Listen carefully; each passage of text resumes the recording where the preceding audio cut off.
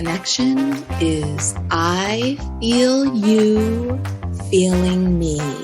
I feel you feeling me. And I love that because when you think about two people sitting across from each other and you're like, I feel you and I feel you feeling me, and it just keeps going back and forth in that way. Hi, this is Elizabeth Solomon, and you're listening to Expansive Intimacy with Jim Young.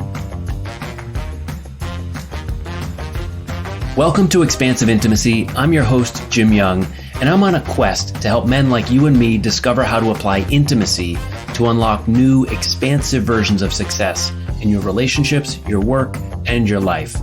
With each episode, we'll take another deep dive into the intimacy toolkit to show you how you can enhance your emotional intelligence, leadership abilities, and relationship skills. So settle in and open up, because it's time to get intimate.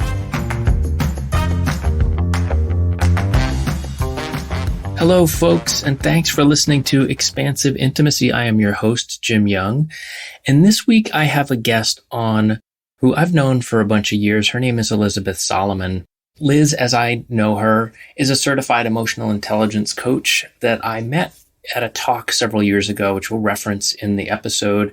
She also was a member of the Daniel Goleman Institute's training program on emotional intelligence. She's a certified coach in that realm. She also does systemic constellations facilitation, another realm that we'll talk a little bit about. And those two descriptors just kind of start to scratch the surface of who Liz is. She's got this cool combination of neuroscience and psychology and sociology and mindfulness with a dash of mysticism thrown in.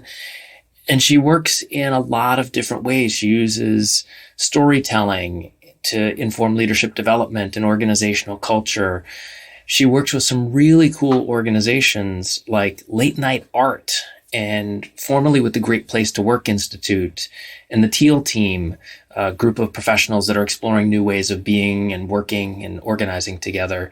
She's also been the co-host of First Person Plural, Emotional Intelligence and Beyond, a podcast that she co-hosted with Daniel Goleman, one of the pioneers of emotional intelligence. And we'll get into emotional intelligence in the show. And as we walk through the episode, I think you're going to see the intersection of this business-oriented strategy that she knows really well, along with intuition-guided development, a really strong combination of skills that she's honed over the course of a couple of decades. We laugh a bunch in the show because we're often on the same page, but we also get into some deep moments that feel a little bit tender. And I appreciate Liz's range in being able to go there with us.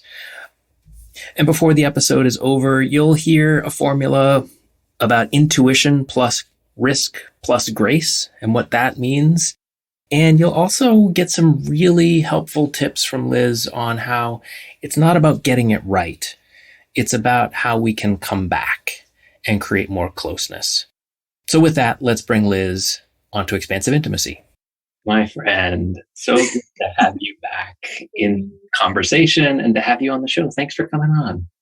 Thank you so much for the invitation. Such a joy to do recordings and podcast episodes with people that you have a relationship with and have already built rapport with. So I'm excited to be here. Yeah, just a warning to listeners, when Liz and I talk, we often get laughing. So you might get some laugh tracks on this. So we'll appreciate. I don't know if you will. I hope you do. First question I always start with is, how do you define intimacy? That's so interesting. I actually will admit that I looked up into, I Googled it yesterday, and I actually had a moment where I was like, oh, it's a word I use a lot in my personal life. It shows up in my work a lot. And I had this like total moment of like, I don't even know, like, what are we even talking about when we're talking about intimacy? Which is an experience I've had a lot lately, where I'm like, oh, I understand something in more of a felt sense than like an intellectual sense sometimes. So when I looked it up, the sort of synonym that resonated was closeness. And it actually got me thinking a lot about how I believe we can be close without being intimate, even though intimacy implies a closeness. And I think about that a lot in the workplace, because you have a lot of people who are working in close proximity, who are communicating frequently, but who don't necessarily have relationships that are intimate. Yeah, I remember the very first time I saw you, Liz, you were giving a talk and you presented a slide on how much time we spend in the workplace compared to how much time we spend on other activities, whether it's with our kids or having sex or sleeping or any of the other things we do. And it was striking. And that time is often really close, but not intimate. That's one of the things Yeah. I really want to encourage is how can we bring intimacy appropriately into the workplace? Yeah. Yeah. And I think it gets a little tricky because most people start to think of it as either relating to sex. I think like that is like a sort of common association that people make. Have you And gotten and yeah, have you gotten intimate? Right. There's this kind of like shh about it. Like intimacy is something that happens behind closed doors. Yeah. Yeah. Yeah. I think about it a lot in the workplace. And you had asked if there was a story about intimacy to share. And I actually thought of one from a recent client engagement that has been really sitting with me. Is now a good time to share that? Absolutely. I love stories and I'm a Okay. storyteller. So fire away. Yeah. Of the many hats I wear or collaborations I'm a part of, one is with an organization called Late Night Art. And Late Night Art has been operating for about a decade using arts and music and experiential learning to do team building. So we did a session recently. And the way the setup goes is you have these long tables that are covered in paper. You have paints and crayons and pencils out, and we guide people through a series of activities in pairs, often asking them to share stories, draw one another's stories, give back visual reflections to one another. So we were working with an organization recently, a family-owned consultancy, and one of the activities that we guided them through was an activity on the inner critic and the inner sage. And this was probably about like 3/4 into the program. So they had some warm up. They'd already sort of greased the wheels of their vulnerability, so to speak. And so we guided them through this activity of, think about your inner critic, that voice of judgment that lives within all of us, and draw that inner critic on the paper along with what it says to you. And then you share with the person across from you about this kind of deep, shadowy piece of your own inner critic. And then draw your inner sage and share what your inner sage or your inner coach would say to you. And it's a bit of a risky activity. It's certainly not one that we do with all groups because it's quite vulnerable for people. But we just knew that this team, based on the kind of work they do, based on how long they've been a team, based on their size, would have the capacity to engage in this. So we went through the activity. And then during the debrief call, a couple weeks later, one of the women from the organization shared with us that she had been seated across from one of the CEOs. And she said, I've been working with this man for over a decade. And that activity all of a sudden helped me really see him for who he is and see him in a whole new light. And I will tell you that I would walk on hot coals for this man now, that my loyalty to him and to this organization has increased exponentially just through having a real window into his humanity and what he actually struggles with. And so I offer that story because I think it really speaks to the power of intimate engagement. It speaks to the role of storytelling in building intimacy. And I'm not someone who believes that, the only way we can bond is through sharing our hardest, most tragic things. Mm-hmm. But I do think that when we share the things that are hard and when we take risks to do that is when our true humanity shows in ways that are different from when we're constantly sharing the kind of positives or platitudes. So there's so much in there, including that when we are in any kind of creative mode, I think we open ourselves up and we show more of our cards and it invites intimacy. And I'm totally with you on we don't have to go to the deep, sad, fear sort of places, although they're so, so rich in terms of revealing who we really are. We could also be talking about dreams or desires, and that's going to also evoke it. So we have this ways we can open ourselves up. Yeah, that's another, actually, you reminded me, that's another in this program, Late Night Art, that's another activity we lead. It's called Draw a Dream, where we have people share their dreams and then draw one another's dreams. And then, as you're listening to the dream of your partner, you sort of phrase it into like, what is your manifestation for them? So you draw a picture of their dream coming true along with this title that is like a bit of a mantra or a manifestation or a sort of call to action. And then in the debrief, people read their dreams sometimes in front of the entire organization. And then we have everyone just like put their energy behind that dream for the other person. And again, a great example of where something that's a little bit more visionary or more quote unquote positively oriented is an incredible bonding moment.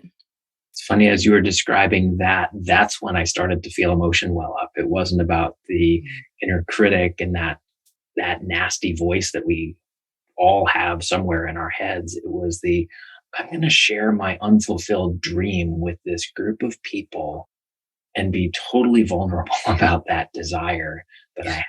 Yeah. I mean, I'm sure you experience this as a coach and a facilitator and a consultant a lot, that I actually have been surprised, in my work over the past decade to see how vulnerable it is to dream, to share our dreams, and how hard it can be for people to dream, and in my work in organizational culture or determining values or even launching into brand or working with clients, trying to get a sense of what they really want.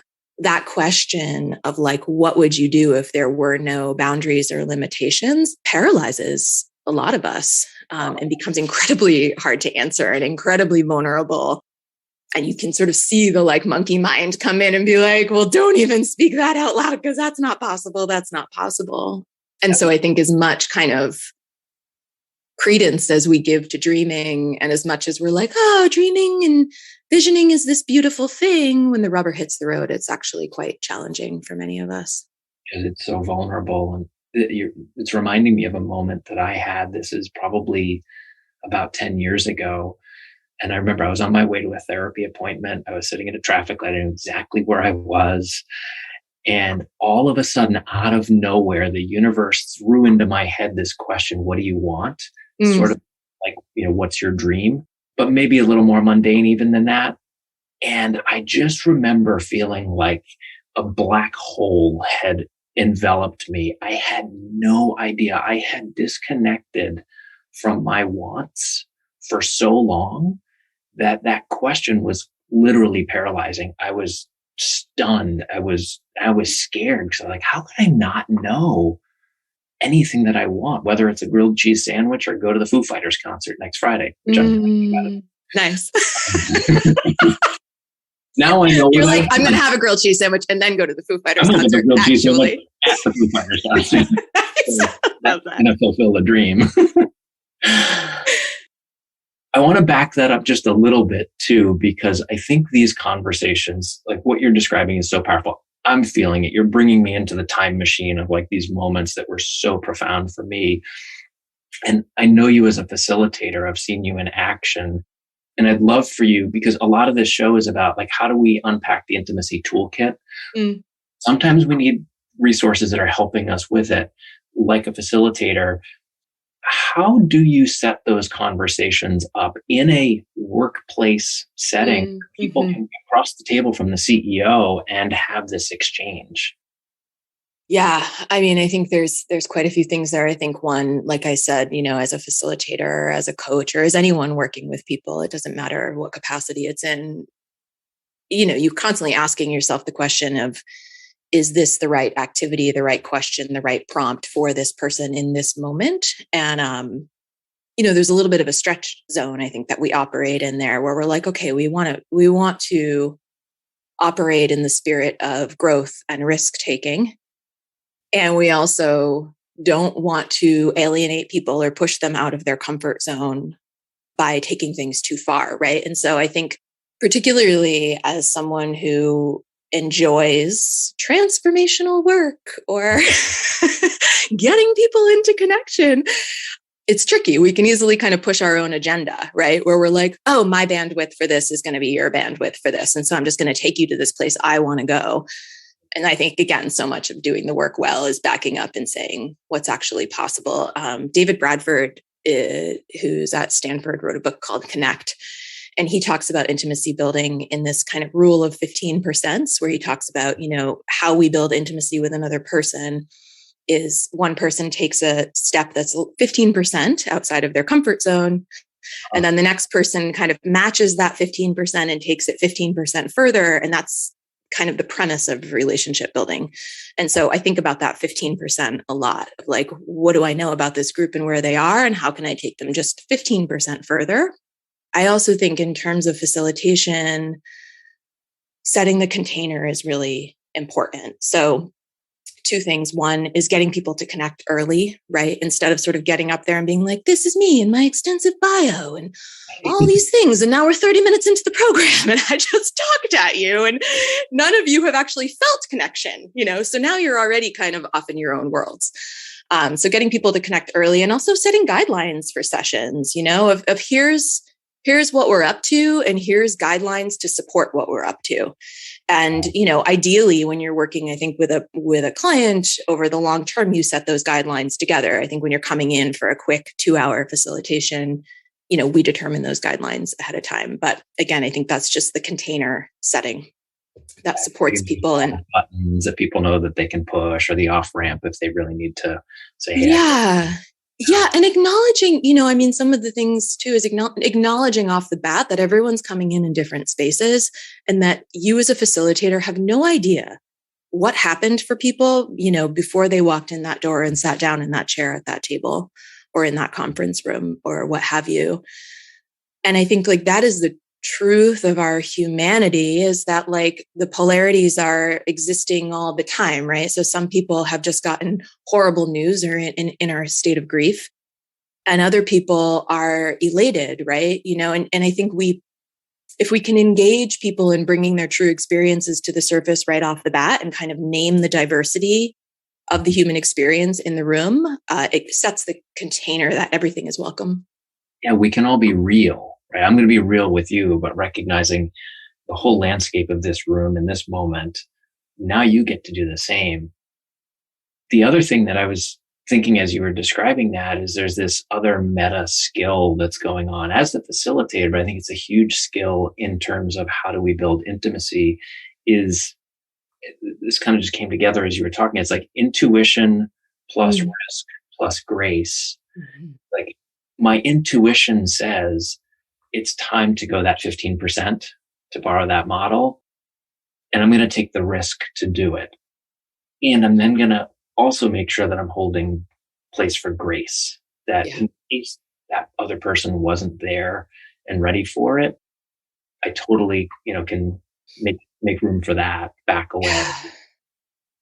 Let us come back to it later on if that's the right thing to do. Yeah. Yeah, I love that. And, the thing I think about when you say that is that it all starts with presence too, right? Like none of that is possible unless we're actually in the present moment and truly attuning to whatever is arising in that moment within ourselves, within the group, within the person sitting across from us. And there's this beautiful definition of connection that I think about often. It's from Thomas Hubel, who does a lot of work in intergenerational trauma, amongst many other things. He talks about presence and connection. And when he says it's so beautiful because he's like a very slow, present speaker who kind of brings you into a trance state. And so I'll just invite our listeners to imagine him saying this. He says, connection is I feel you feeling me. I feel you feeling me. And I love that because when you think about two people sitting across from each other and you're like, I feel you and I feel you feeling me. And it just keeps going back and forth in that way. And I think it's a very succinct and beautiful definition of what's happening when we're truly in intimate connection with someone else. Yeah, it really is. As you were doing that, and for people who are just listening, and this is primarily an audio podcast, there may be a video of that moment that we put up on social media, but there was this beautiful, like, infinity motion that Liz was making towards me. Even over Zoom, I could feel it, like, oh, I feel you feeling me. And that energetic, like, I'm really there with you. A coaching school that I went through describes that as level 3 listening, where really with you. And I'm also aware of the surroundings and the background of our relationship. And I'm just so present that I can hold all of that at the same time. My feeling, your feeling about or how I'm feeling you. One of the other areas I really want to explore with you is around emotional intelligence, because I know, we've both done similar trainings. You've done deeper training in the Goldman Institute's emotional intelligence programs, and I know you've got a ton of experience there. And I would love to just help folks understand, because I think emotional intelligence has been well understood for decades now as a key leadership ability. I think that's where most of its press. And I just think there's such a huge inroad to creating that kind of presence where we can open up intimacy. And I would love to just geek out a little bit on that with you if you get some. I'm always, I'm always ready to geek out on emotional intelligence. Totally. Yeah. Yeah. It's interesting. I think the first thing that comes to mind, and again, that I was sort of thinking about as I was preparing myself for our conversation today, is that intimacy, there's like intimacy with others, there's physical intimacy, and then there's intimacy with self, right? And so the foundation of emotional intelligence rests with self-awareness, which could be defined as intimacy with self, like really knowing oneself, attuning to oneself, understanding the way that our emotions rise and fall, the triggers that elicit that, etc. So I think, that's the starting place. And then once we can track that within ourselves, it opens us up to greater intimacy with others, because inevitably, as we're in relationship with people or in conversation with them, feelings are rising and falling, right? And whether that's as simple as they said something that triggered me and I'm experiencing anger, which is often the example given in emotional intelligence, because there's a lot of verbiage around, stress management, self-management of harder emotions. But I think it also is true, again, with, emotions that might be easier to feel, of like, oh, you said that, and this is what I felt in my body all of a sudden. And so then I can name that in the conversation, which opens up both the understanding that I'm really hearing you and then I'm contributing more to the conversation, because I'm not just responding to you from the intellectual place. I'm also tracking what's happening in my body as you're speaking and what's happening in the space between us. And I'm responding to all of that, which just creates a kind of more robust interpersonal connection. And I think when we get that language right for ourselves and we can name it and share it. So you gave an example of anger. Well, if we're having an interaction and you say something and all of a sudden I start to feel that, but I can say, I'm annoyed. That might mean something really different. Like what you said reminded me of something else and I'm annoyed by that. Or maybe I'm frustrated, and maybe I'm frustrated with you that you're bringing this up now. Or maybe I'm actually angry because you've done something that really steps on my toes. Yeah, right. And why does it step on my toes, right? And this is the intimacy, I think, of self-awareness. It's like, when I think about what self-awareness is, right, it is that like first tracking, like knowing, okay, this is what I'm feeling and this is the way it's presenting in my body. And then these are the stories that I'm telling myself in my mind as a result of that feeling. And then having the true like opportunity to look and say, where is that feeling coming from? Because it's not always coming from the stimulus that ignited it. It's often coming from, our past, our childhood, cultural conditioning. I mean, there's so many things that influence what it is we feel about something based on what it is we're telling ourselves about it. And it's interesting. I mean, I'll bring us back to this thing about like visioning and dreaming. When I ask clients, like, what would you do if there was no limitations? You can see some deep fear and agitation come up in people. And one of the ways that I have tracked that with my clients is to say, wow, like many of us are conditioned by systems, religious systems, family systems, systems of belief in which visioning is really not acceptable. Like there is a way of doing things and you do not dare think outside of that way or imagine a new possibility because it's too counter culture or counter religious or what have you. Right. So it's funny to think about in the organizational world because we have all this language around innovation. We're like, everyone be innovative. And it's like makes me laugh sometimes because I'm like, true innovation requires like completely taking the lid off of our visioning process. It requires stepping into like deep creativity, the realm of imagination and possibility. And so we give a lot of praise to that, but it's actually quite in contradiction to the systems that many of us are raised in and come from. And so there's a bit of a tension there that I think we don't name enough. Hey guys, it's Jim. Thanks for listening to the show. If you're enjoying these episodes and are wanting to bring a little bit more of those relational skills into your work and your life, get in touch. I keep a couple of slots open for one-on-one coaching with guys to help them develop their emotional intelligence, their relationship skills, their leadership ability, all so that they could live the most successful and happy lives possible. Just email me at jim@thecenteredcoach.com and we can have a short call to see how I might be able to help you. And that work you described earlier of, when you're in an engagement as a facilitator, and this can be done internally in an organization, of course, with the right leadership, is naming that we all come from these different backgrounds and experiences and belief systems. And so we're going to be entering a process where we invite everybody to bring their ideas.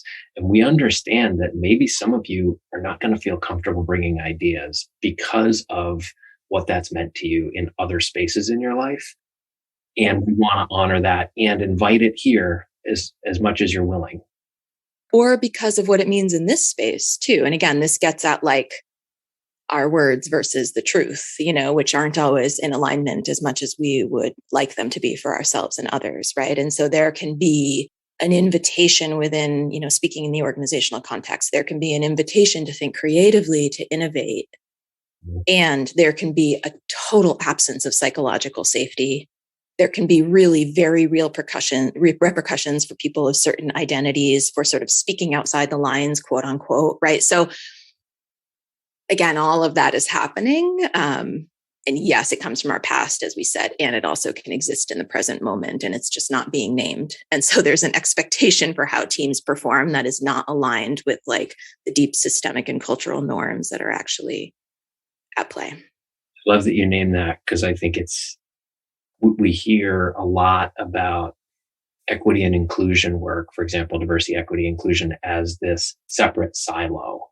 And it's about, do we have equal representation? And that's not it, right? It's, have we created the conditions where everybody can show up and feel free to, when we say we want to innovate, everybody can show up and we're actually listening. We're actually taking it in. Because if the culture has said, yeah, we want everyone's ideas, except we never implement an idea from a woman or an entry-level person or a person of color or whatever class we want to segment by, then we're never going to get there, right? And we'll be frustrated. Leaders will be frustrated, and that underlying work has to happen. Yeah, I mean, it's amazing. I'm always amazed. Like, when you go and look at any organization, any industry, and you look at the bio page, even organizations that are promoting, a really strong commitment to DEI work. Mm-hmm. I'm always like, let me look at the bio, let me look at the About Us page and see who's in leadership. Yeah. 95% of the time, I mean, white cisgendered men, right? And it's like, again, who gets put into roles of decision-making despite our best efforts to create quote unquote inclusive cultures. Right. And I mean, this is leading me into a question I wasn't thinking of asking you today, but it's just sitting there for me is around shame. And in my book, Expansive Intimacy, How Tough Guys to Beat Burnout, I didn't intend to write about shame, except when I started to look at workplace stresses that lead to burnout and life stresses that lead to burnout, and how intimacy is this salve, shame sat in the middle. And this shame that I think is held by, I'll just say, people in dominant positions. Mm-hmm. Oftentimes it's people who look a lot like me, white, cisgendered, able-bodied men of a certain, economic class, whatever, right? That these DEI initiatives or these suggestions that, when we look at the page of the board of directors and everybody is a white guy, like that's bad. I think it triggers this shame reaction. Mm-hmm.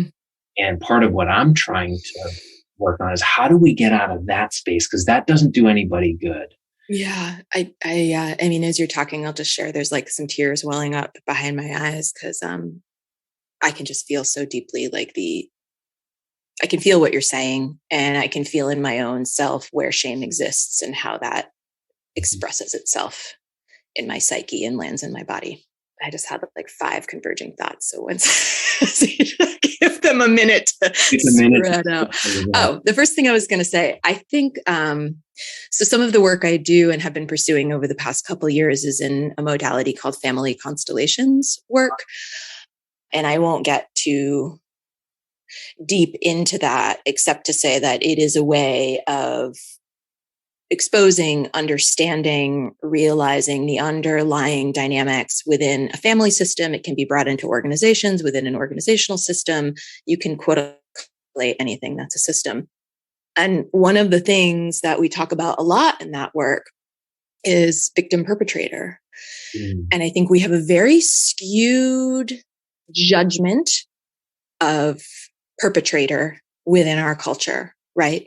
So, and this is like a deep kind of gap in our ability, both individually and collectively, to experience empathy.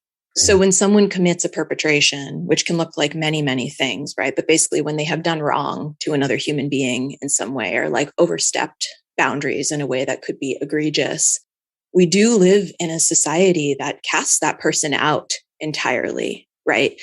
And I think where it gets confusing is that we have a deep need to have boundaries in our own lives, in our families, in our communities, right? And then the question I'm always asking myself and my clients is, how do we have boundaries and have empathy? So when someone commits a perpetrative act, how do we not write that person off, essentially, right? And so I think that's the first part I think about, that there's we have a really hard time as individuals and as a culture staying out of stories and staying with more simple statements like, that happened, that never should have happened. And we also don't know why things happen. Like, I'm not a believer that people commit violent acts because they are violent people. I mean, that could be debated, I'm sure, in some circumstances, but it's more like hurt people do hurtful things. Yeah. And so I often stick with that. And I think, that's where you really get to like flex your empathy muscle, is when you're like really triggered by someone, you feel deeply violated. And to sort of come to this place of, no, I have a strong boundary with that person. And also I know hurt people do hurt things. And so there must be hurt existing within that person too, because I personally fundamentally trust that at the deepest core level, human beings are wired for love. They're wired for connection. And everything else is kind of a result of people trying to get their needs met in potentially harmful ways.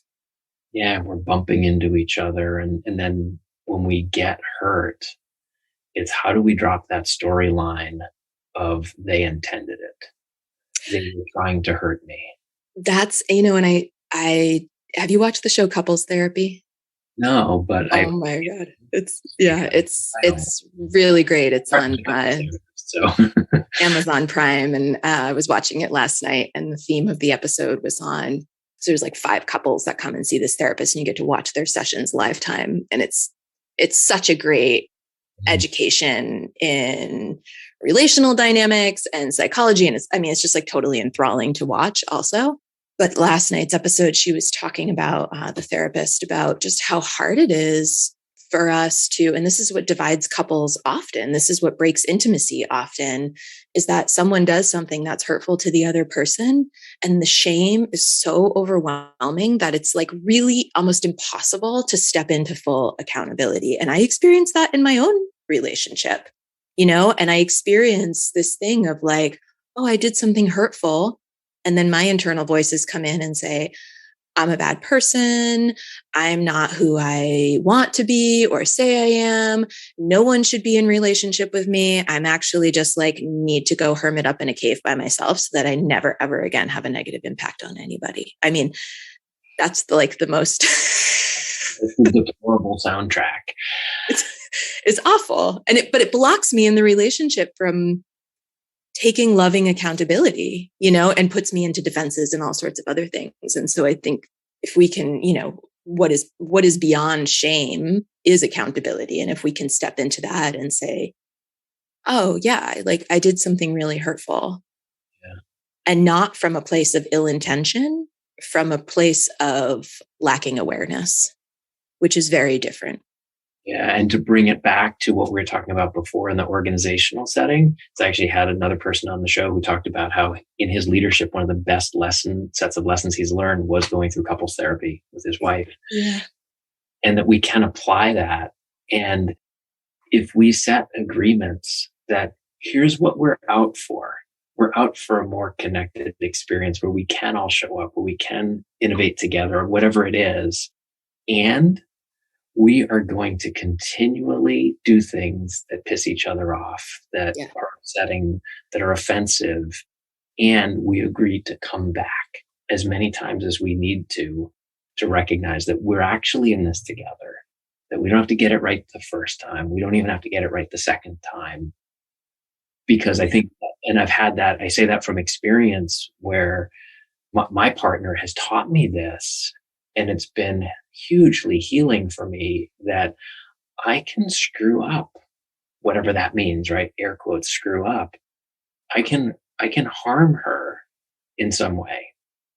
And she wants me to come back. She wants to keep coming back. And I know I want to, because I get that same soundtrack of like, I can't believe I'm such a horrible person. How could I have done that?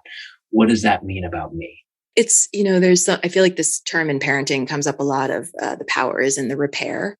And it actually needs to be something that we bring across every realm of our life, because you're right. There's no way we're not going to fuck up. It's just not possible in a relationship. And the power is in the repair.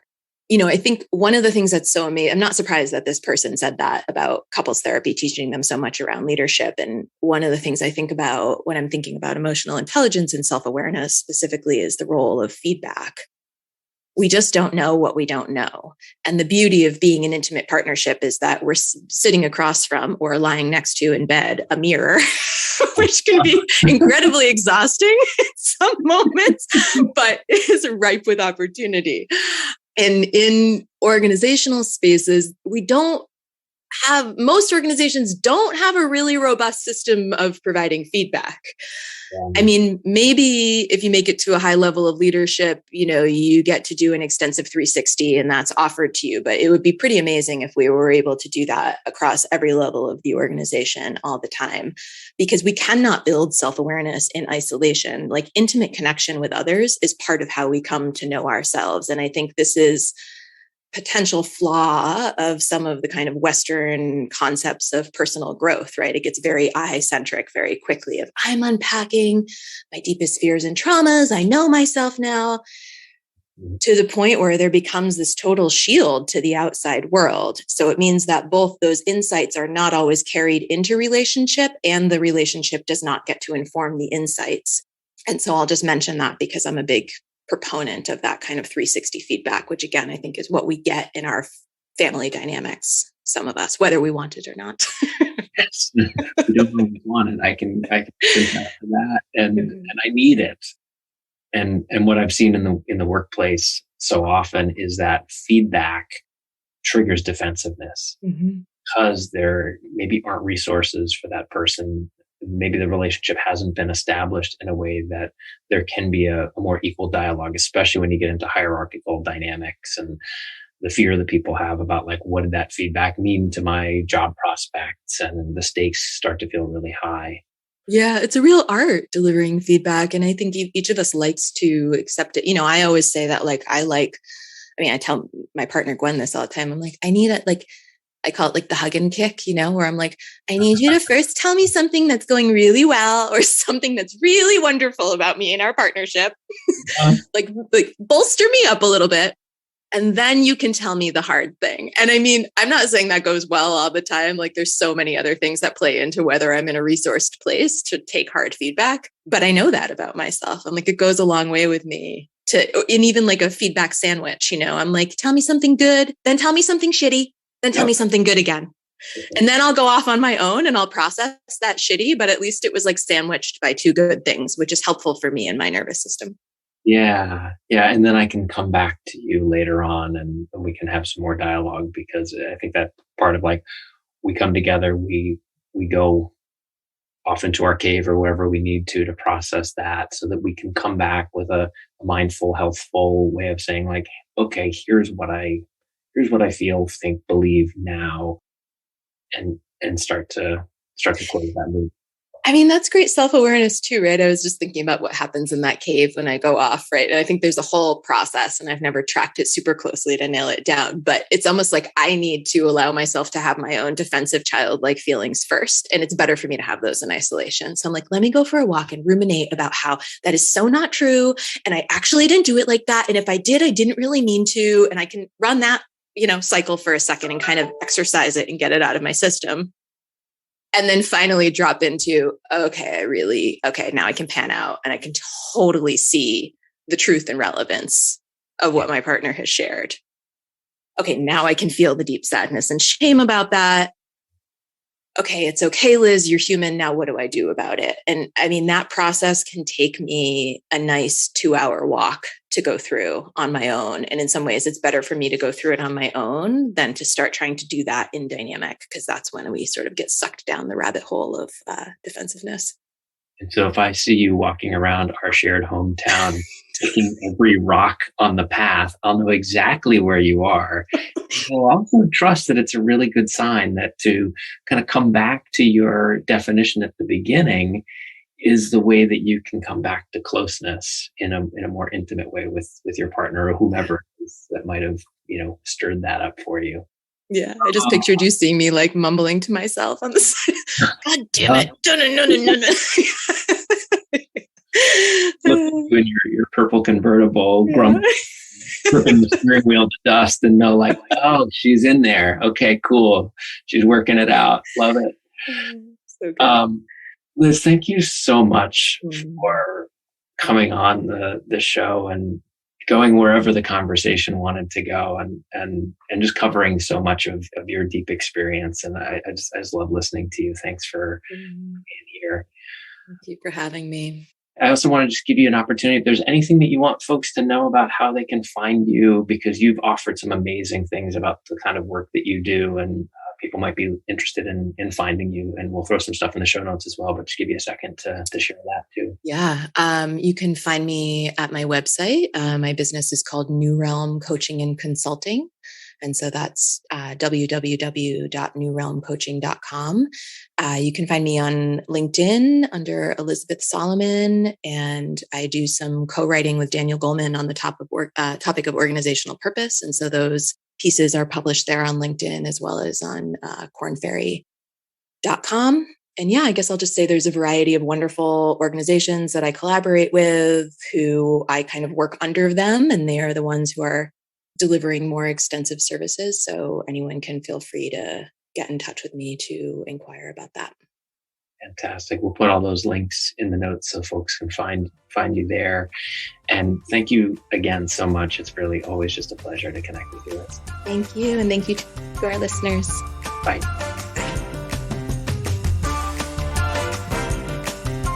Hey, thanks for tuning in today. I really look forward to seeing you next week on Expansive Intimacy with me, Jim Young.